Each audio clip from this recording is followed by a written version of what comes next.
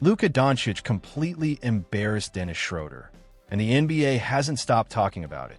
After all that loud trash talk in December, Schroeder strutted into that hallway like it was finally his moment to stand up to Luka. Big mistake. Huge mistake. What Dennis didn't get? This situation had already blown up before he even said a word. The cameras caught a clean, edited version, and the league put out a polite statement to calm things down. But that barely shows the full story. Sources say Luka wasn't walking those halls alone, and the people who stepped in weren't random friends or regular security. These were league insiders who only get involved when things are about to get serious. Once you know that, the whole moment hits differently. Before we even get to the game or the hallway drama, here's the key. This wasn't just some random outburst. It was two players from completely different levels of the NBA colliding in the same space. That gap, that imbalance, is exactly why the tension blew up. Dennis has always played with an edge. He came into the league as a fast, confident guard who believed he belonged anywhere he stepped. And to his credit, he carved out a real career. Starter, sixth man, playoff minutes, meaningful roles. But his career has also been defined by one thing that never left him: instability.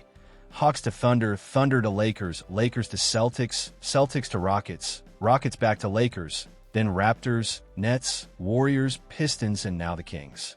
That's a lot of jerseys and not many roots. When you move that much, every game feels like an audition, and every matchup feels personal. That constant bouncing explains his energy. Dennis plays like someone always trying to prove he belongs in rooms he keeps getting invited to, but never fully owns. Fans see it too. That's why the journeyman label sticks, and it didn't come from nowhere. The real issue? Dennis' mouth often moves faster than his resume. He talks like an unstoppable superstar, but his production has always been solid. Replaceable, not game-changing. Quick, competitive, annoying, sure. But dominant?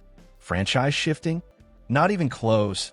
He's never been the centerpiece of a winning team, yet he talks like organizations revolve around him. That disconnect is where trouble starts. We saw it with Kevin Durant, when tension from international play spilled into NBA matchups. Teammates and opponents have said it for years. Dennis brings extra heat into moments that don't need it.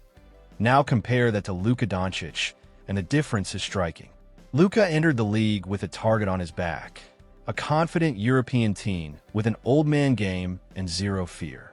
From day one, pros try to test him, and most quickly learned that poking Luka comes with consequences. This wasn't just trash talk. This was hierarchy being enforced in real time. They pressed him full court, barked at him nonstop, leaned into him with contact, tried to bully him physically, and Luka handled it. Almost every time, Luka responded the same way. He smiled, dominated the game, and talked back, all without losing control of the moment. That's Luka Dončić. His trash talk is quiet for a reason. He doesn't yell. He doesn't show off early. He waits until he's already beating you, then drops a line that hits where it hurts most. That's why it sticks. That's why it gets under people's skin. On top of that, Luka isn't someone you can push around. He's bigger than people think, stronger than he looks, and when games get chippy, he usually plays better, not worse. That calm confidence drives opponents crazy, especially guys already frustrated with their place in the league, like Dennis Schröder. At first, it looked like just another heated NBA exchange. Two competitors jawing like usual. But their histories tell the real story. One player is used to being tested and responding with dominance. The other is used to fighting for respect that never fully sticks. When those two mindsets collide, things don't cool down. They spill over. Yeah, I don't think there was an attempt. There was a successful, I don't know if his open hand, but he got to Luka Dončić. And to be honest with you, you don't get 3 games for like running around in a hallway. That's not what you get 3 games. That brings us to December 28th, a night that was basically chaos waiting to happen. Lakers versus Kings. Luka showed exactly why he's untouchable on the floor. He dropped 34 points, 7 assists, 5 rebounds, hit multiple threes, grabbed steals, and controlled the entire arena like it was his living room. Meanwhile, Dennis finished with 11 points, 7 assists, a negative plus-minus, and body language screaming frustration. The scoreboard didn't match the story Dennis wanted to tell that night. That's peak Dennis energy. Competitive, emotional, heated, but watching someone else run the show. Everyone could see it. Luka was schooling him in real time. Then it got messy. It stopped being about stats and became about ego. Dennis went straight at Luka and crossed a serious line verbally, forgetting who he was dealing with and the moment he was in. Right in the middle of the third quarter, at Luka's response? Ice cold. According to professional lip readers who analyzed the clip, Luka leaned in and dropped a line that made every NBA fan's jaw hit the floor. This was not playful banter. This was pure mental warfare. Years earlier, when Dennis was with the Lakers, he reportedly had a huge extension on the table, a 4-year deal worth about $84 million. Real money, real security, a clear role as a primary guard. But he walked away. Maybe he thought he could get more. Maybe he believed something bigger was coming. Either way, he said no and bet on himself. Fast forward to December 2025. Dennis is now with the Kings on a struggling team. Meanwhile, Luka is dropping 34 points like it's nothing, running the game, the building, the conversation. And that's when Luka reportedly leaned in and reminded him of that choice, right there on the court. Not loud, not dramatic, just precise. Step up or stay, quiet energy, the wild part. This happened while Luka was already winning. You could see Dennis getting more frustrated every time Luka touched the ball. He tried to get under Luka's skin, but it wasn't working.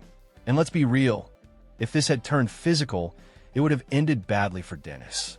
Luka is 6 feet 7 inches, built solid, and has handled much bigger defenders his entire career. This wasn't a fair matchup. This was hierarchy on display. Meanwhile, the Kings were spiraling, sitting deep in the standings, while the Lakers were climbing back after a rough stretch. The blowout on the scoreboard said it all. But here's a detail most people missed. Allegedly, the Jokic brothers, Schroeder and Nianja, close to Nikola, were in Los Angeles supporting Luka, known around the league for not tolerating nonsense. That'd be why the time the buzzer sounded, the game was over. But the tension? Not even close. This was a powder keg waiting to ignite. About 40 minutes after the Kings' locker room cleared, Dennis made one of the worst decisions of his career. Still heated, still emotional, he walked down the hallway, clearly looking for a showdown with Luka. According to multiple reports, he allegedly said something like, "You can't say that on the court and act like everything is fine afterward." He wasn't letting it go.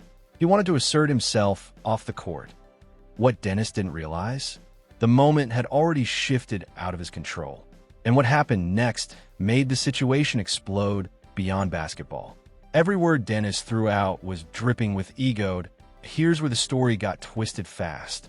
The media framed it as Dennis attempting to strike Luka, and that became the NBA's official version. And a story, right? Not even close. Officially, Dennis Schroder got a 3-game suspension and a fine just under $292,000. A lot of fans saw the headline and thought, okay, drama over. But that's only the tiniest piece of what really went down. Here's what the NBA doesn't make clear. This wasn't just a guy yelling in a hallway. According to insiders, Dennis didn't just talk. He made a move. And that's where everything flipped instantly. Here's the real turning point of the night. According to multiple eyewitnesses, Schroeder and Nianja Jokić, Nikola Jokic's older brothers, stepped straight into the situation. And if you know anything about the Jokic brothers, you know this wasn't going to end quietly. Let's pause. These guys aren't subtle. They're not passive. And they're definitely not background characters. Their reputation in the league is clear, especially when it comes to protecting people close to them. Insiders say the hallway scene felt strange from the start. Dennis came in heated, loud, convinced he could confront Luka and walk away feeling dominant. But the atmosphere shifted instantly. Schroeder and Nianja stepped in together, solid, imposing, moving like a wall, closing off space. No yelling, no chaos, just presence. Dennis realized fast. This was no longer a one-on-one situation. Here at 5, we're learning Nikola Jokic's brother has been criminally charged in that brawl at a Nuggets game back in April. Schroeder Jokić is being charged with assault in the 3rd degree, knowingly, reckless bodily injury, too. According to court documents, Jokić said he felt he did nothing wrong because he was, quote, defending an older... Eyewitnesses say the tension spiked for a few seconds, and then just as quickly, Dennis had to back off down the hallway. The spot where he planned to assert himself turned into the place where he lost all momentum. And yes, insiders say he backed off fast. That exact wording keeps coming up, but here's the wild part. The Jokic brothers handled it so cleanly that league insiders later joked Luka should keep them around permanently. After seeing how fast the situation shut down, it's easy to see why that idea even came up. Meanwhile, DeAndre Ayton and arena security were also present. Ayton reportedly stepped between the sides as a physical buffer, while security followed protocol. But according to multiple people there, the real moment everyone noticed was how efficiently the Jokic brothers took control. Now, let's talk about that suspension, because this is where analysts started raising eyebrows. Officially, 3 games and a heavy fine. But longtime NBA watchers pointed out something didn't add up. A suspension that long usually signals real intent, not just heated words or a harmless miss.